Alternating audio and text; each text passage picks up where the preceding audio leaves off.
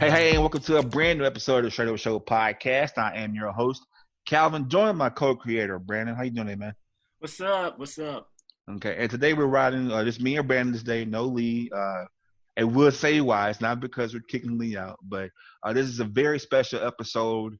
It's good. I call it the Barbershop talk, but it's just a lot of us African-American men or black men need to talk and get our voices heard. So this episode is just definitely dedicated to those men. And I have four special guests. Some I know, some I don't know. I just met, but just that's how we have to do is just talk about it. And so first off, I want to introduce a guest that we met on our previous podcast, Brandon. Remember Dorsey? So we had I remember Dorsey.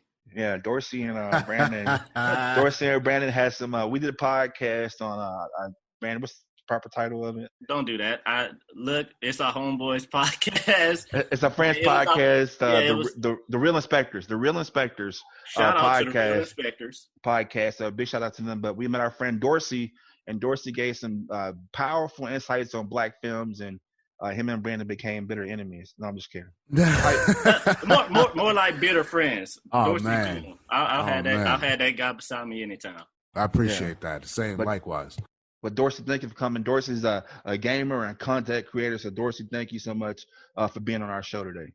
Man, appreciate you having me. I just wanted to bring that same energy we had from Real Inspectors. And right now we're having that dialogue, not only amongst ourselves, amongst black men, black women, but the rest of the United States and the world is listening. So I just want to be able to get my voice out and put my 2 cents in. So I appreciate y'all allowing me to do that. Thank you. Anytime, man. Anytime. And next we have a good friend of mine, brother Elmo. Elmo, how you doing today, sir?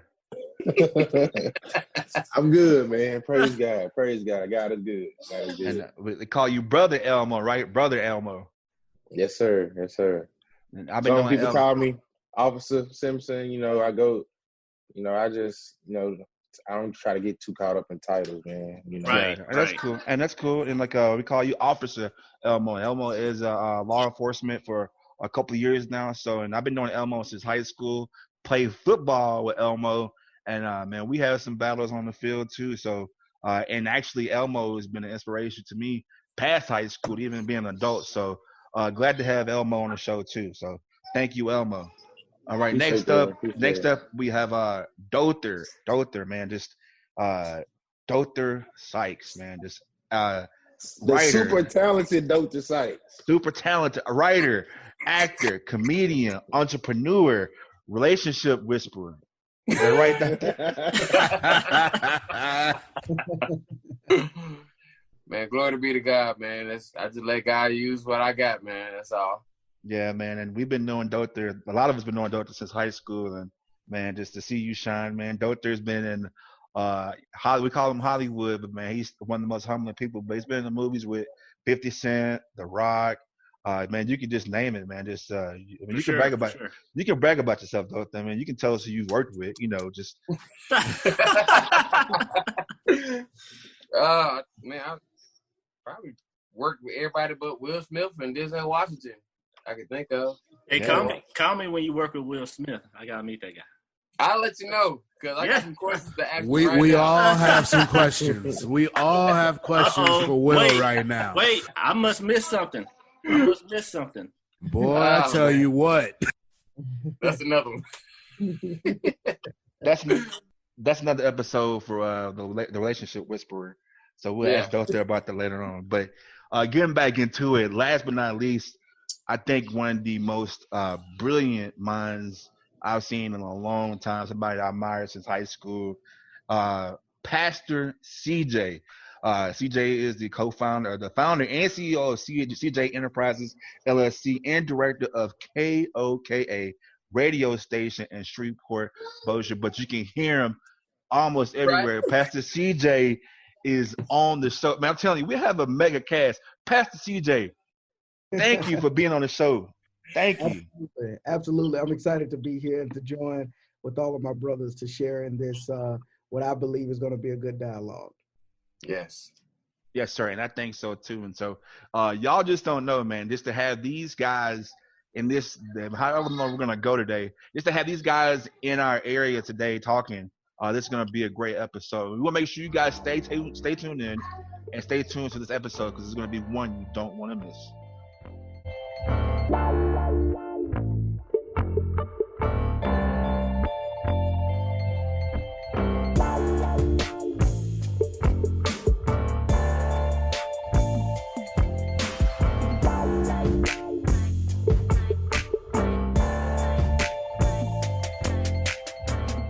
Okay, so today, like I told you, this show is just about how black men can just get their voices heard. I mean, we all have platforms, but I wanted to get these guys because Brandon, these are some of the most talented guys I've witnessed in my lifetime, and I start with Dotha because I start with you, man, because me and you we go through battles like almost every day, every week, but just it's hard to be a black man in America and not have that outlet to have somebody to talk to, especially another black man that is going through maybe the same thing you're going through. Yeah. True. Definitely true. And like Brandon, you and I talked, but then like I think we had a conversation last week, and then right after you hung up the phone, Dotha calls me like at 11:30 at night. And like I was gonna block Dotha, like, man, who is this? Because now let me tell y'all, Dotha didn't call me. Dotha, tell him what you did to me when you. I FaceTimed him like it was about 11:45. I FaceTimed him like he was a side chick. First off, and you don't want. Let's establish. I FaceTimed him with a 213 number, and I'm like, he's not gonna answer. He's not gonna answer. I'm not gonna answer at all. It just came out of nowhere. I'm like, first off, you gotta get like a text message or a phone call. This random on this FaceTime me, so I'm like, man, this might be somebody on the other line. Like, I got a child. No. Yeah. Because you had text and said, who this? I was like, oh, he must be with a girl or something. My bad. I ain't think about that. I'm married, so I won't think about that no more. So it was like, all right. So I was like, oh, it's Dotha. But I had called him that day because, I was going through, I'm still going through my contacts because I believe in space. So that's what everything I do, because I find myself having a whole bunch of numbers and nobody to call to talk to. And we have to fix that. Right. Because there's no point having a whole bunch of numbers if you don't conversate anybody. So I was just going deleting. And Calvin, he's a C. So I just made it. I'm still in the C's. So Charles, you next. So if you don't answer your phone, you better give me your number now. I think you said the C's on purpose. Wow. No, dude. Bro, I had the same contact since high school. So you got to think about how many A's and B's that I had to go through. So I'm not spending the whole day doing it. I'm just like, all right, I'm not doing anything right now. So I'm going through my contacts. So if you don't answer your phone, I'll call you, Charles. Hey, better give me a new number. I never had yours, Elmo. So, and I got you, Brandon. I got you saved as camera guy. What? Man, you just skip the whole B's and just. My thing is. At least I'm in there, I guess. Yeah. I made the cut. I know it's you though. That's why. Man, but and that like just doing that small little phone call to somebody, because like, man, I think I was talking to Brandon that night about I got a nice job, I got a nice apartment, and I got a good car, and God's blessed me. But I was just feeling down, and I don't know if it's because of what's going on in the world right now, but I used to be heavy in a church, and this is where I kind of. And I just remember being on Facebook one night, and I saw Elmo go live with him and his wife, and they were just preaching the word of God. And Charles, I don't know if you follow Elmo, but man, just some of the stuff they were saying, just it made me feel like I need to talk to somebody. And man, just Elmo was there, and man, Elmo, do you remember that night me and you talked that night on Facebook Live? Or oh yeah, I remember it for sure.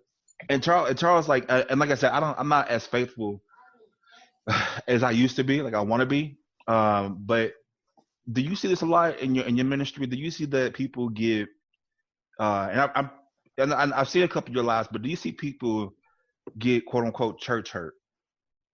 Well, first I would say, even just kind of listening to your story, is one of the things that I always tell people that we have to understand that Christianity is a journey. It is an experience. And with any journeys, with any experiences, there are always going to be unplanned circumstances, which we may find ourselves to be faithful in one season. We may find ourselves to be unfaithful in another season.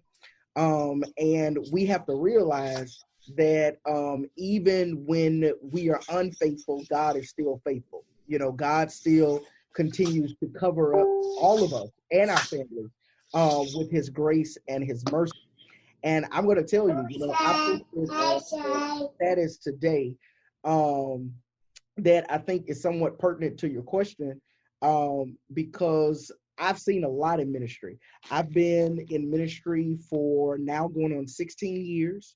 And not only have been in ministry, I have went through many experiences, and I'm now in seminary at United Theological Online in Dayton, Ohio, trying to finish a doctorate in ministry. And because of both my education and my experience, it has broadened my thought as it relates to people and their Christian experience, their journey.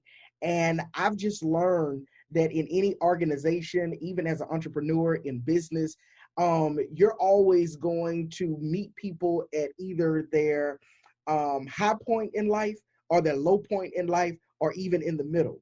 I think the best answer to your question is not defining a person by where they are. I think the best answer is meeting the person where they are. And if they're at that high point, help being that encouragement to keep them there. If they're at that low point, help them get up from where they are, because we're called as Christians to edify. We're called not only to edify, but we're called to build up. We're called to love. You know, if I see my brother Elmo, or if I see my brother Dolter dealing with something and they're sharing it with me, and I'm not, my initial reaction is not to judge, it's not to criticize, it's not to put down, it's to figure out how can I uplift someone in their moment of need. Because even when somebody is dealing with a circumstance like being unfaithful in ministry or being unfaithful in church, that's a need. They need encouragement, they need direction, they need guidance, they need insight. And so my role and responsibility as someone who is in ministry is to provide them with that insight. In fact, that's what Jesus did. I mean, Jesus was a guide. He was a roadmap. Jesus, in fact, he never criticized the person for being in a situation. He always ministered to the situation. And so I think that that's pertinent. I think that's very important. So wherever people are, it's not about saying, you know what, you're at a low point, you're not faithful. You know, I can't know, because I'm called to the unfaithful, I'm called to the faithful, I'm called to the person at the high point, the midpoint, the low point, and that's how you be effective in ministry, and that's what I practice in the ministry God has given me. And that, man, that's, I never looked at it like that. And that's Yeah, a good way you said. Can I touch on that point where you said? Yeah. Bro, like, after Charles was the last preacher I actually tended to a church and actually hear preach, I'm still in the word. But I could always remember the last sermon you had. He said, don't become too holy when you become too fake. And I was like, okay, let me see what you got going, Charles. He was saying we have to stop acting like we the messengers. Like, we're not the messengers. Jesus was the messenger. Like, you have to understand that we're not perfect. We have to do. Things is going to fall. Like, to this day, I still say that to this day, bro. I still say that to this day. Because we get so caught up of being that guy. Like, we're God sent, you know. But realistically, he was already sent. We just have to follow that law and pass it on to the next man that's down. But Charles, I just wanted to say that because that right there been stuck to me, and I think that need to be, you know, out there again, because a lot of does. Well, I think that is, you know, very important. And, you know, brother Dolther has always been a friend and brother to me, and I think that statement is profound in a sense to where the Bible says you will know a tree by the fruit it bears. And the reality is that in any tree that we see in anybody's yard, and if there's anything growing on that tree, we can see the fruit. Fruit is not any fruit on a tree. It doesn't grow hidden; it grow visible. And so I think that a lot of people must understand that if you're fake and you're that tree and you're growing, people are going to see your fruit, whether or not you want them to see it. It's inevitable. Right. So you might as well be honest. You might as well be upfront. And then living an honest life actually takes a lot of pressure off life. Oftentimes when we live, when we live a life that's full of, I can't say all the words I want to say, but we live a life that's fake, and we live a life that's not real. I think it puts a lot of pressure on us, and I think it causes us to be things that we're not, and I think it causes us to bear fruit that are not fruit that are real, but it's ornament fruit. It's Christmas tree. And so I think that we got to realize that God has not called us to bear Christmas tree fruit. He's called us to bear real fruit. Right. Facts. Yeah. And that's true facts. And the thing is, the reason why I asked this, Charles, because I grew up in a predominantly white church. And I think that the reason why I left, like Dr. said, like just my last time attending was it was 2008 and 2012. I'm sorry. And it was like the second running of Obama. And I just remember the last thing I heard in the pulpit was a white member saying, "Dear Lord, get the devil out of office." And when I heard that, it just made me feel like I wasn't welcome. And then fast forward until 2020, we all know what's going on right now in the world, and just to see constant police brutality and stuff like that, even seeing members online that helped me grow up in the church and kind of teach me the word, say these racial and bigotry and prejudice things, it's scary. And it's like, man, I am a man. I haven't never been to jail, but y'all look at my skin color before my Christianity. And that's scary. I mean, what do y'all think? So let me jump in on a couple of things. I grew up in the church. I'm not active in the church right now. I found it interesting. We had a pastor here. I kind of smiled when he said that. No shade or nothing. I did smile. It's a battle I deal with my mom every day in terms of church. I'm sure as black men, you guys can understand what I say when I mean that. But I will say a couple of things. I want to piggyback off a couple of things. First, I want to go back to what Pastor CJ was saying in terms of meeting people at their worst, their best, or in their middle. I think that's something that as black men, we need to start recognizing for each other. That crab in a barrel mentality can be prevented if we recognize that. A lot of times you might see somebody who are shining, but really they're at their worst. And that's just a defense mechanism. And we need to recognize that. We need to start being there for each other on that. Myself right now, you guys met me in a middle crossroads. I just quit a corporate job to go back to school. And so right now I'm at that crossroads. So I can appreciate you saying that, because we do need to recognize that. In terms of religion, and things like that, and Christianity, that's a hard one, man. It's a hard one for me, especially with what's going on right now.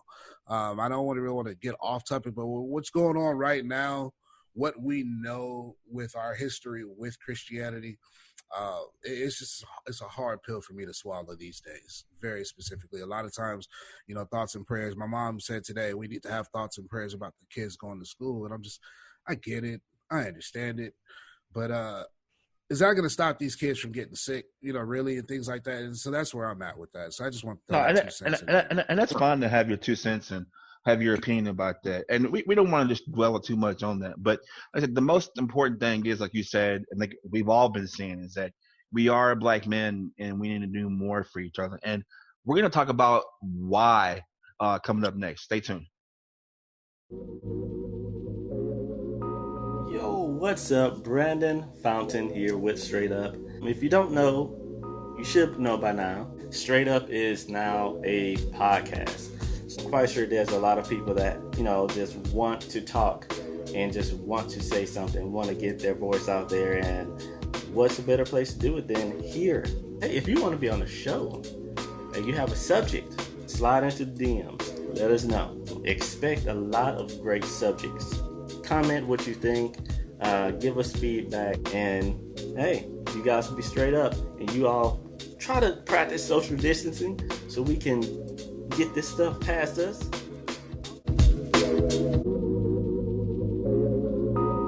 All right. So I want to start this part, just get y'all's opinion right quick. And I'm going to start with Elmo. Elmo, the black man in America is fill in the blank. I think the best word to describe the black man, I would say, is powerful. And for us being powerful and not knowing it makes us, number one, a target. And since we are that powerful and we have become a target, it's hard for us to know what kind of power we possess because we've been oppressed for so long, for forever. If you think about it, as far as I can remember, we've been oppressed. So that's, to me, I know that we are powerful.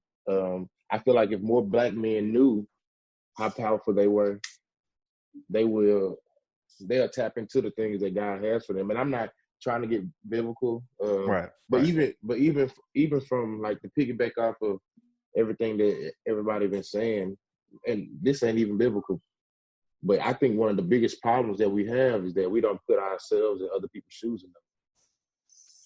You know, Can you actually elaborate on that if you don't mind? Just kind of go in detail about that. When I say put ourselves in other people's shoes, as far as like, you know, and this part is biblical. You know, pray for understanding. You know, just to have a level of understanding. Like for me, that's why I look back and I'm like, man, I just praise God for Him allowing me to live in so many different situations, so that I can relate to so many different kinds of people. Like going to Bird was just a tremendous blessing for me. I'm living in the hood, but I'm going to this school. I have teammates who got, like, my house can, like my whole street can probably fit inside the gate. You know what I mean? And seeing how they live, and then having a father that sold drugs, and he got a chance to put us in a real decent neighborhood before that to get taken away. Like thinking about all of that. So I live broke. I live kind of wealthy, and I've seen rich people, and I've seen other people that was poor. So I can relate to so many different people. I think that's a blessing for me because I can put myself in other people's shoes, as far as understanding what they saying, like, well, what they do. Like this, it's hard for me to just go straight to judgment, because I'm like, man, why did they do that? Like, it got to be a reason behind whatever happened to this person. You know what I mean? Or whatever this person just did. It's a reason behind it. So let me put myself in their shoes. Let me find out who this person is before I can just go quick to judgment. Now, it's different if you're a believer, you know, and I judge you, because I can rightfully judge you, but at the same time, I'm still gonna love you and try to lift you up and bring you and help you come out of whatever it is that you're in. So like with me being in law enforcement and seeing some of the things that I've seen, heard some of the stuff that I've heard, and me being who I am, I speak up. I'm talking, hey, what you mean? You know, I remember when I first bought my truck, it's jacked up, you know, what they would call a white boy truck, you know what I mean? And so I bought it, and I heard, you know, everybody in the meeting, we getting ready for our shift. They were like, man, who bought that who truck that is outside? Blah, blah, blah. Oh, that's Simpson's truck. Simpson's? You know? I'm like, what, man? I can't ride like y'all? I'm gonna say something. No, I didn't mean it like that. Yeah, that's exactly how you meant it. So let's talk about it. And you bring those conversations up. I mean, that's just one of the things. Like you hear things, but then you gotta look at that person like, why do you think that way? And for me, I don't think nobody is just born a bad person. I think either they're hurt or they learned this from somewhere. You know what I mean? Yeah. So you just try to put yourself in people's shoes and understand where they coming from or why they do what they do or why they say what they say. Like thinking about that woman, like whoever you heard at your church, like get that devil out of the office. You know what I mean? You could say, man, dang, that's hurtful because he's black. But what if they wasn't looking at his color at the time? What if they was looking at some of the laws that he passed, or you know what I mean, or some of the things that he did that really didn't benefit us as black people, or that stood on the same lines as Christ. You know what I mean? Right. So you can quickly say because it came from her, but if a black person was to say that, get this devil out of the office, everybody be like, Look what at you you mean? funny. Why you think? Yeah, think it's funny, but so man, it's so much, man. But anyway, I think the black man is powerful, and the enemy knows how powerful we are, Right. and that's why they work so hard to keep us oppressed. That's why they're killing us on the streets. That's why they don't want to give us equal opportunity. That's why they don't. That's why they make up all these laws to keep us in prison because they know how powerful we are. They know it. And I just it's want not a secret. No, and you're right. And Dorsey, I just want you just to kind of the same question, just if you can. The black man in America is. You fill in. And the first word that comes to mind is, I guess, misunderstood. It feels like we're misunderstood or misrepresented. We're misrepresented. There's some misrepresentation on us, and that goes back to, I guess, 400 some odd years ago when we were told that we were property. We went from being functional members of the globe to being property, and that's so I think we're misrepresented, we're misunderstood, we have a lot of anger, and we have a lot of justified anger, and I think the media, specifically in America, they flip that anger and they don't talk about why we do the things they do. They don't talk about the inherited mental issues and things like that. Like, just to get off of it a little bit, like to piggyback, a lot of people want to talk about reparations right now. I don't think we need cash. I think that's going to mess up a lot of people. We get an influx of cash. Now, if they can work out a way that they can do that, that's fine. I'm never going to say, hey, don't give me no money. I think we need generational mental health. I think we, as black people, period, need a lot of that. I think we need to go and talk to people about issues from not only where we growing up now, but those passed down issues that you heard your grandmother's talking about and your aunt talking about, and those things that we just know that we just inherently have. And so I think we have that misrepresentation, that misunderstanding, and we don't have anybody actually out there saying, hey, you know what? I believe they're just not doing it now. But we haven't had people saying, you know what? This is the cause for this. And because of that, we get a bad rap globally, man. It's not cool. Yeah. And I can definitely testify that is global. I mean, I've talked to people in Russia, and I remember just seeing them online, and just they look at us and start laughing at us, and you can see them typing, and they spelled out NEGGER from Russia, and it's like, wow, that's how you see me. Yeah, and man. That hurt. So I mean, I definitely can say that, hey, that's what you see on TV is not real. I just to real follow up so when Black Panther came out, they did an interview with Koreans. Koreans were watching Black Panther, and their whole perception on us, just little mini interview, changed. They asked them, how do you feel about black people? I think they're cool. I think they're awesome. My whole life, I grew up and they literally said from what Hollywood depicted, criminals, drug dealers, robbers, abusers, things like that. And they said they saw Black Panther, and all of a sudden they see that we can be something else. And that right there just says, Hollywood, America, the stigma that they put on us, like I said, it's just misrepresentation, man. It's a bad look for all of us. It's being misunderstood. It's misunderstood. Sure. Yeah. Well, thank you so much, Dorsey. CJ, same question, man. If we can just sum it up, just the black man in America is. Well, I would say I actually have two words, but I can use a hyphen to make it one word. So I would think that the black man in America is the undefeated underdog.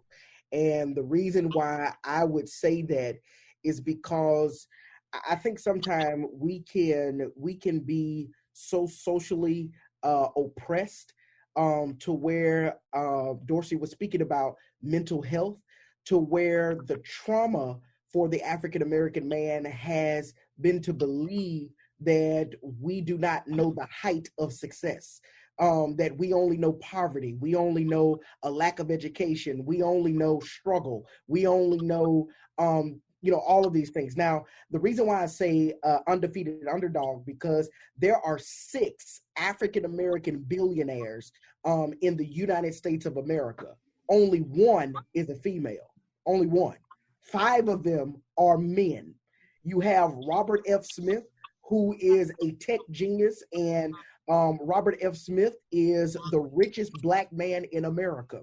You have Jay-Z, who took a rap career and turned into a business mogul and built a business model that is crazy. None other. You have an NBA player, Michael Jordan, who basically took his skill from the court and created a great business model, entrepreneurship. You even have the craziest guy, because I can get into politics, but the craziest guy, Kanye West, who is now showing on Forbes to have built a $1 billion enterprise, and have taken his music career and transitioned it into that. You also have David Stewart, which a lot of people, don't really know about David Stewart, but people have to know that David Stewart is a IT service professional that sold his technology to companies like Verizon and Citigroup and all of these different things, and a black billionaire. So I think that there are scenarios and there are cases to where we can show the black man as a successful black man, not disnoting the disparities and the oppression and being misunderstood. But I think that if we're ever going to move from a place of trauma to triumph, we have to start focusing on those prominent black men who are actually making a difference, who are making it in a white man's society, who's making it in a culturally disadvantaged society. And I think that you look at that by looking at stories of how men have overcome. If you look at the story of Robert F. Smith, you would see that this man is a black billionaire in technology. Now, how many black men that are out there making billions of dollars from technology? I named 5 of those black men. And 3 of them came from either music or sports. Entertainment, yeah. And so the thing is that I think that, and even in music or sports, if you look at those careers of Jay-Z was an underdog. Look at his beginnings. I mean, he had humble beginnings, and look at how he rose from the ashes. Kanye West. I mean, look at his beginnings and where he came from. Michael Jordan failed more and was denied more in sports than many people appreciate. A lot of people study success, but sometimes they don't study failures as well. I think that the black man, in my point of view, is an undefeated underdog, which means that there are a lot of black men out there who are every day overcoming circumstance. I look at Dother, I look at Elmo, I look at all of you guys that are on here. The odds are completely against all of us, literally against all of us. But you're raising a family, you're taking care of your kids, you're paying, your bills, you're going to work every day, you got income, you're dealing with all the things. I think we're all in a society where people have counted the black man out, but the reality of the fact is the black man has always been undefeated. Can I rebuttal that a little bit? Yeah, go ahead. So I agree with you. We are undefeated. And I agree with you. We need to focus on the successes of our people. But so even when you count the richest black people in America, it always comes down to entertainers. It comes down to pretty much entertaining white people. You have a few that have broken out, the tech geniuses and things like that. But even when you account the richest black people in America, and you put all of that in a pot, it's to say we're an underdog is true, but we're underdog to a point where it's almost like the average person still can't get over that hump, regardless of what Kanye and them are doing. If you take into account for, just the wage gap in general, within America. You take all the rich black people and you combine them, and you take all the rich and poor white people, and we're still having a tremendous wage gap. And so to say that we're the underdog, it's a little bit deeper than that. Yeah, we're underdogs, and yeah, we overcome. That's just what we are. We've been doing that since the beginning.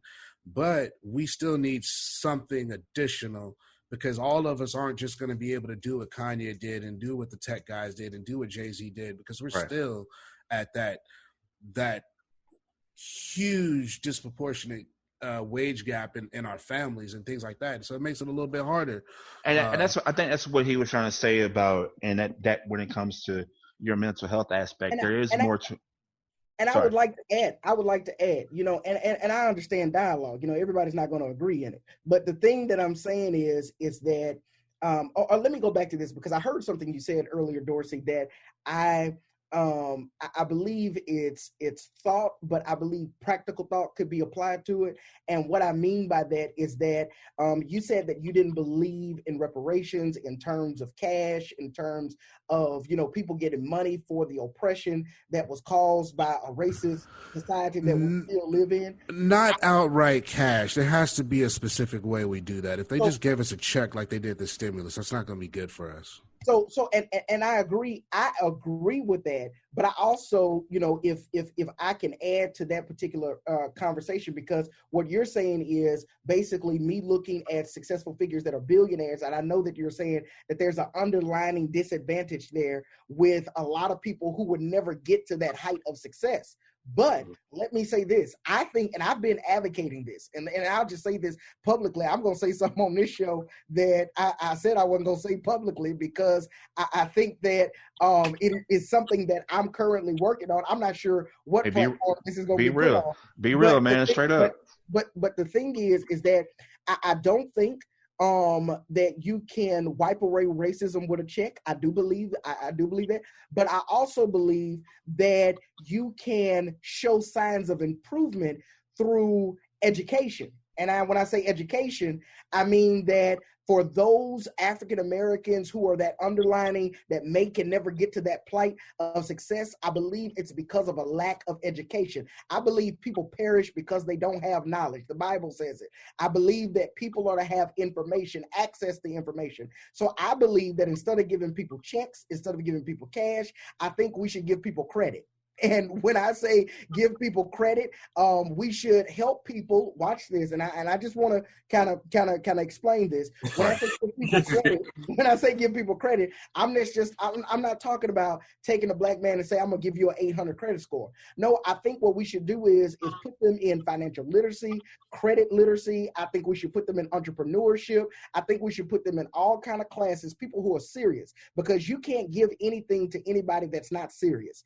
I think it needs to be to people who are serious, and you put them in these classes, you test their knowledge, and if they do successful in the testing of their knowledge, then you give them a credit score. I'd rather you give me an 800 credit score than give me $800,000, because if you give me an 800 credit score, let me just say this, it gives me not only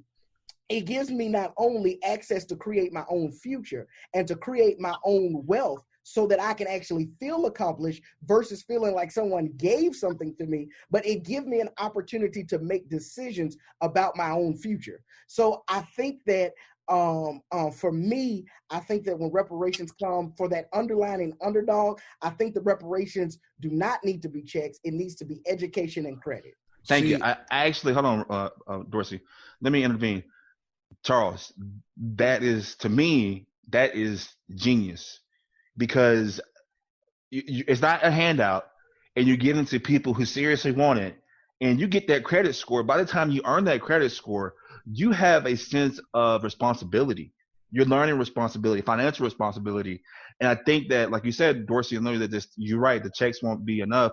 To me, it'll be irresponsible just to hand out checks, because it's making more dependency, which we should not be dependent on. But definitely, man, Charles, that you articulated what I've been trying to say in my mind, because I think that's right. But we're getting a little off topic. We're going to hit that here in a second. We're getting a little off topic with this, but we're going to continue the conversation with Brandon. Brandon, same question like everybody else has had. I know you kind of got to follow Charles and Dorsey, but same question. The black man in America is. So I know nobody has cursed yet, so I'm gonna try to follow that and not say any words, because I know Be real. I had to blurb that. But the word I had to think hard was achiever. This is why I say achiever, because at the end of the day, we as a black man always have to overcome, like CJ said. Yes, we do struggle, but we always have a reason to overcome those struggles, and then we achieve these goals to get where we need to be.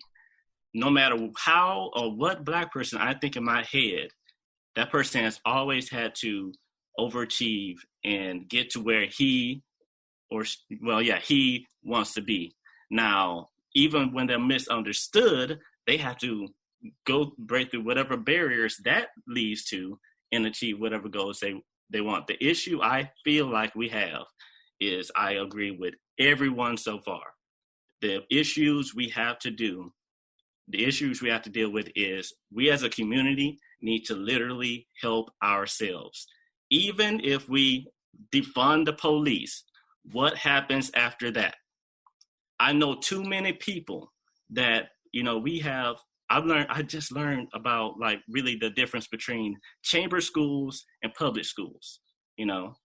I went to Huntington. I have a bad, I do not focus in school. So my education, probably not the best, but I'm more intelligent than a lot of people I know, because I talk to people. And I don't just talk to black people, I talk to white people as well. Because if you want to get to if you want to get to where your enemy is, you gotta also know what the enemy knows. So my issue with black people is, they want to completely take blame, which I know there is issues, but we also gotta look at ourselves. I know too many people that could have got to where they should have been, but they were too busy doing something stupid.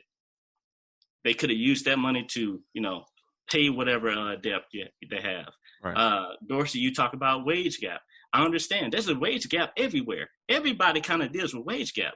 But let me say, I had a humongous debt last year. I was working crazy jobs with my business, trying to pay off all that. And I'm doing a wedding right now. Right now, I got my business, making pretty good money with the business. I'm working at Planet Fitness overnight, and I'm working at the news station, which is getting pretty hit right now because something stupid.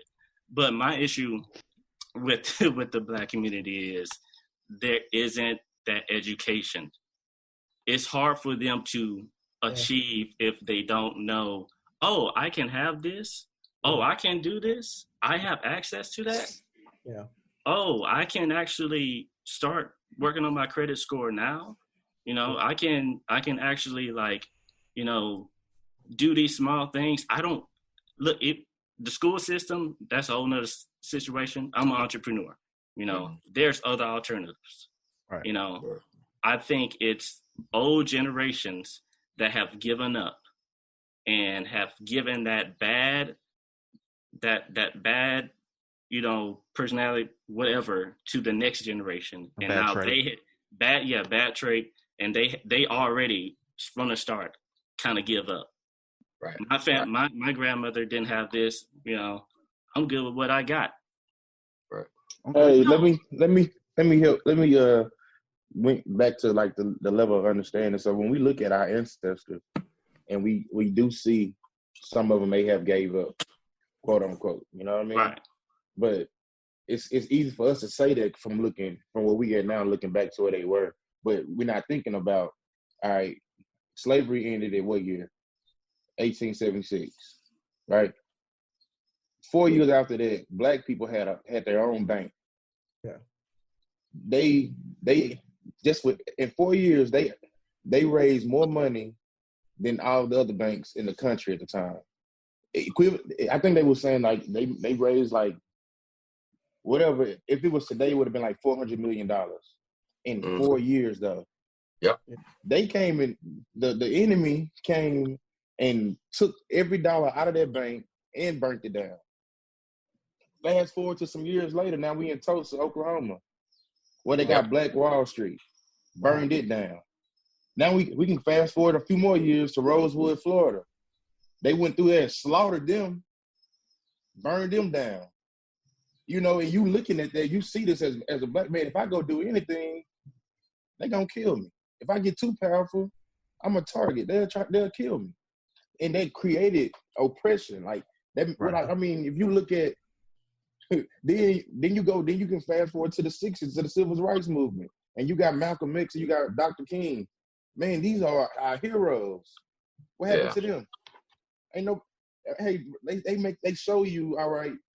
It don't matter how big you get, you ain't untouchable.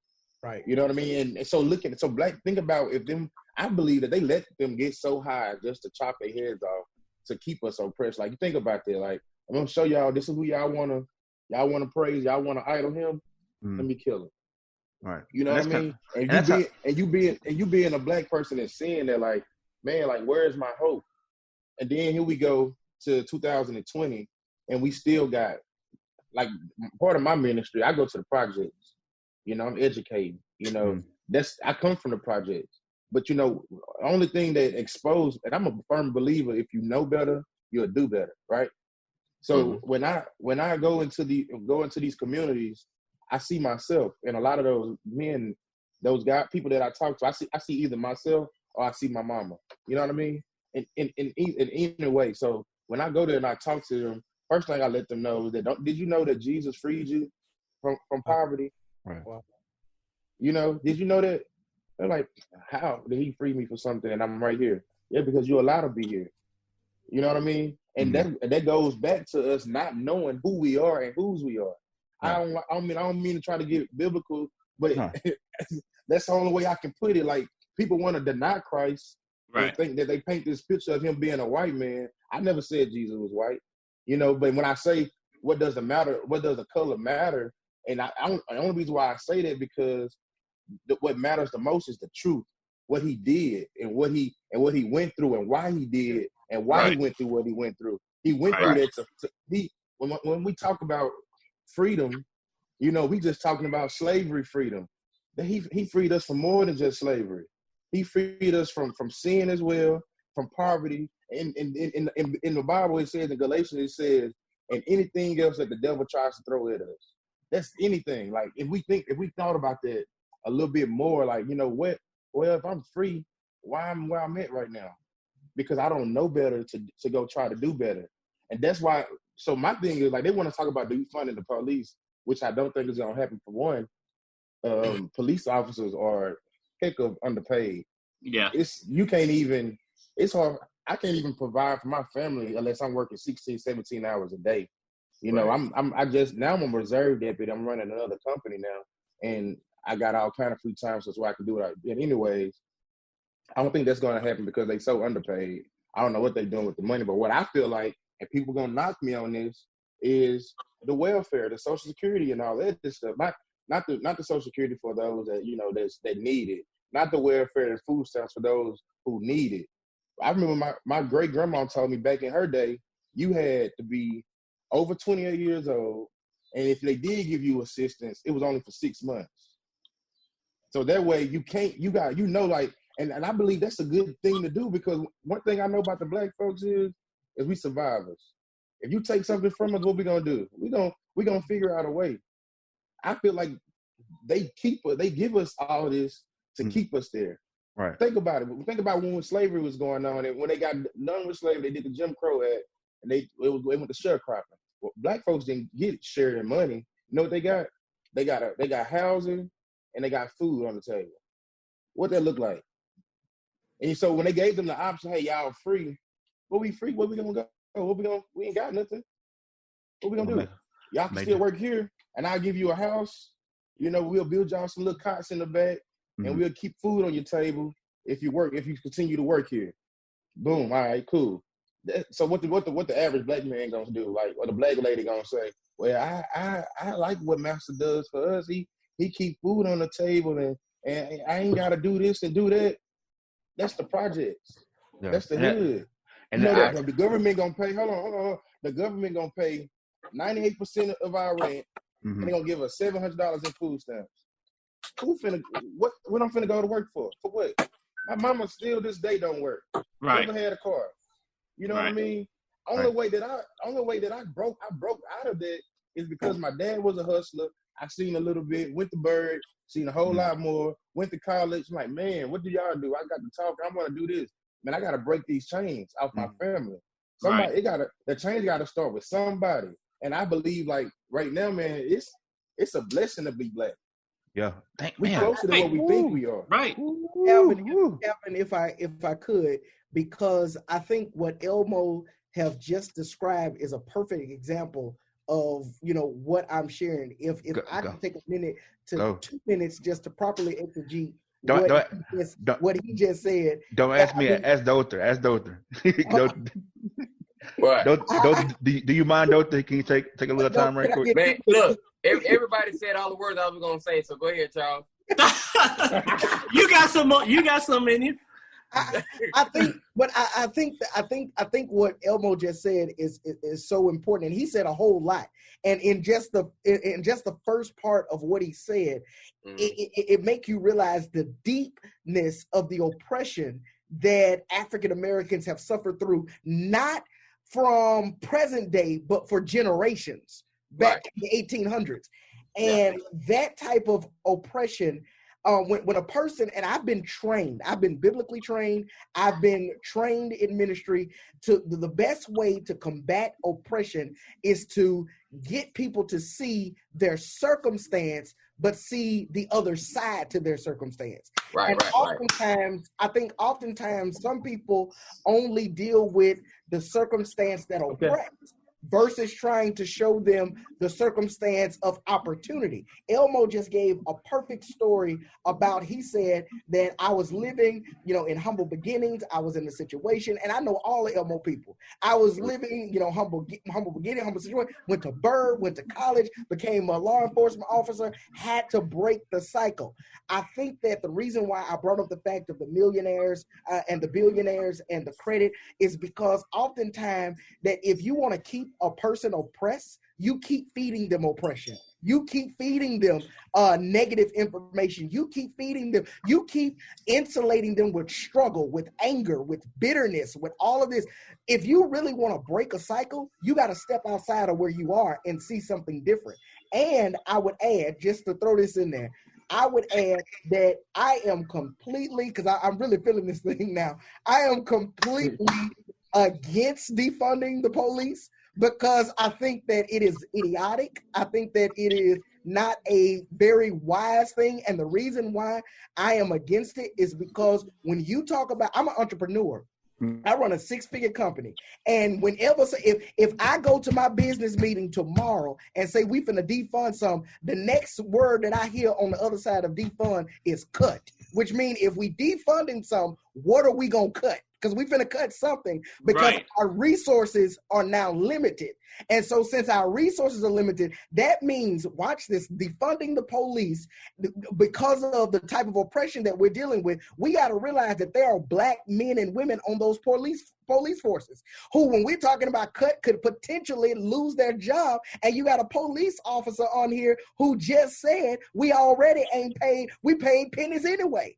So I'm just saying that when we talk about defunding the police, I don't think it's about defunding the police. I believe it's money that's in the reserves. I believe that it's money in other funds. I mean, when we defund, what does that mean? And break that down into practical budget items. I'm not talking about thought. When you say defund the police, what are we defunding? What are those budget items are we taking away? What Can I give an example?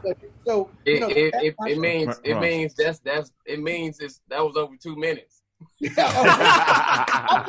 got excited. And if y'all can say y'all thoughts about defunding the police for the next block, we can do that. Okay. And that's okay. It's okay. But before we get this last block out, I just want to go ahead and just get you. No, it's okay, Charles. But can you just give us your answer for the Black man in America is? Everybody said everything, man. I know, right? He can't say nothing else. I would say we forget too easily, man. To be honest with you, we forget too easily. We get this, I would say distracted first off, and most important, because we had opportunities, man, like just to reach back, like with Martin Luther King, right? Just say, the whole thing behind it, not to get deep into it. When they first fought for civil rights and voting, just because they said it, okay, what do you mean, okay? We got to reach deeper behind that. Like this justice system that happens today is because what they forgot to read over and make sure that we have the same equal justice as they do, but we don't. We also have to realize that everybody in our skin color can't be famous, but we have to support each other in something that somebody's good at, and not just only be entertainers, but only like, okay, you're going to be a police officer. We're going to support you until you become police chief because we know how you are, we know how you work, and you're going to hire the people that you know is going to protect our people. And we're going to make sure you're in the military. You're going to be with the Congress. We're going to make sure you get on there. We're going to support you. We're going to push you. We're going to vote. Like we have to push our people like they do overseas. And that's why they make people they like do, when they they're do born. it here too, don't they? Huh? They do it here too. They do it here too. Yeah, they do it here too. But those, black people, those presidents ain't make it there by themselves. Somebody pushed them, they paid for them, and got them where they come in. Like when people with money, they use that overhead. Like Obama, to me, I feel like he was in office to make us hate Bush. And I feel like that is a fact. Because that when he came in that right time, after that, they're like, okay, let's go ahead and get him in office while we can, so these people basically can shut up. Because so that we can say we can do what we do. Like they trying to use that as not to be like part of, we're not racist because we put a black man in office twice, basically. So they using that as a leverage. So, and they use money to do stuff like that just to say that, what you're saying is not true because we doing it. No, but you using money. Like but to us, we have to focus more on behind. Like people, a lot of black people don't know you can vote like every 2 years. But they only wait for 4 years to vote because they think the president, like, you're not focusing on your own city first. Right. Like, you complain about not being, he got convicted because he was falsely accused, but the judge in there don't like black people. But it's your fault because you didn't vote for your city to get that judge out of there. We have to have knowledge of that and not focus on, let me get this money, let me get these Jordans. Why are we investing in stuff they don't care about us? Right. That's another thing. That's right. But I mean, like I said, we forget too easily. Like, hey, Doctor said something like, and it hit me. It hurt me first. I don't want to let you know that, though. You said that we forget too easily. But it hurt me before you finished what you were saying. But you weren't talking about like being forgiving. You were talking about like just forgetting stuff. Right? Yeah. But and that's really kind of true. And when Charles said, hold on, who said that we was no. Dorsey was saying that we are misunderstood, and I think that is more powerful than what we think, because the main reason why we are being treated the way that we are being treated is because of that. If they knew the black person really in our hearts, think about it.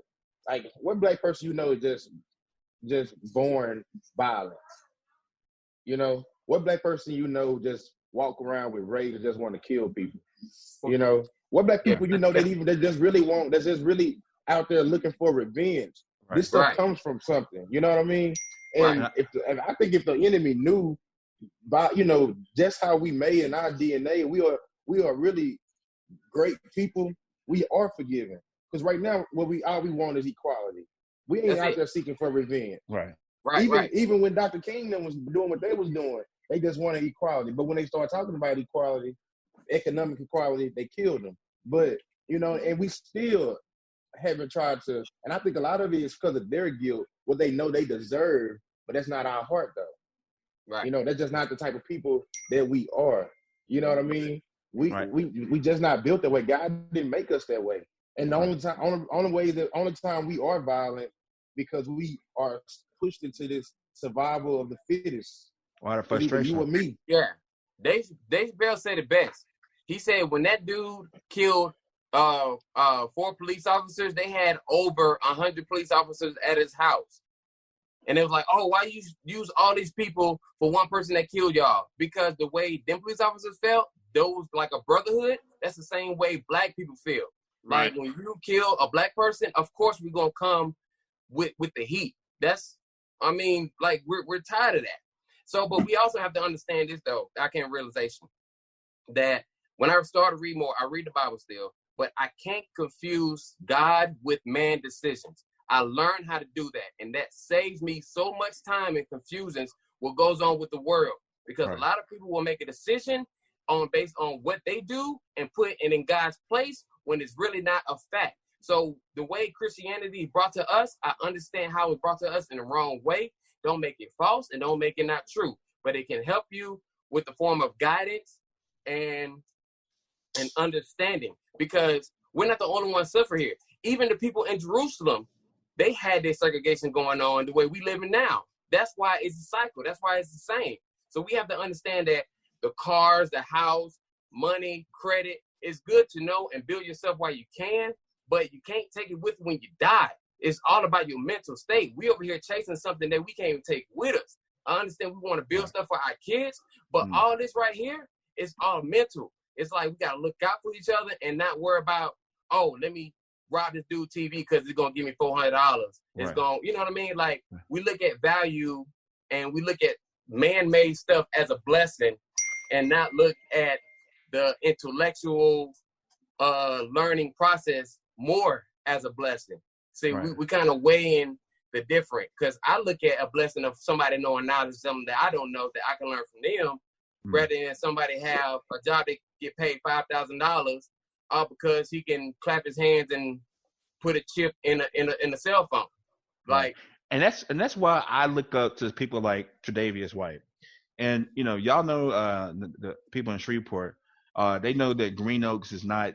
It's a great school, but it's perceived not to be one of the best schools in the city. But to me, that's false. But Tre'Davious White grew up kind of how we grew up, Elmo, deep in the hood. He's a good friend of mine. Yeah. And I've interviewed him once or twice, but I look up to him as a true success story, because he went to a school that wasn't as, it wasn't like Bird or the school that we went to, but he was a valedictorian. He was valedictorian in his school, and he got recruited for football at LSU. And he was a beast. He wore number 18 at LSU, which is like the best athlete on the team if you have number 18. So definitely a high honor. But he was heavily recruited, and most people know that if you're a black athlete, most of the time that if you only go to college to play for a couple of years and you go to the NFL or go to the NBA. But Tre'Davious White knew how it was in his hometown, knew how he grew up in one of the better. This goes back to what Elmo was saying. He knew how it was and how the family was, but guess what he did? He said, you know what? I know I can get millions of dollars right now if I skip school. He stayed the course. And he stayed at LSU for his senior year, graduated, then went to the NFL. And so that's a success story that I see in Shreveport, that more people should see that. Like, we were top athletes. Black people are known to be one of the best athletes. But this guy understood the bigger picture. Hey, because my knees can blow out tomorrow. But guess what? If I have my education, like, I can be anything I want to. And that's what we need to see more of. And I want to thank y'all so much for even just being part of this dialogue. We're going to jump to something else coming up in this next block. Stay tuned.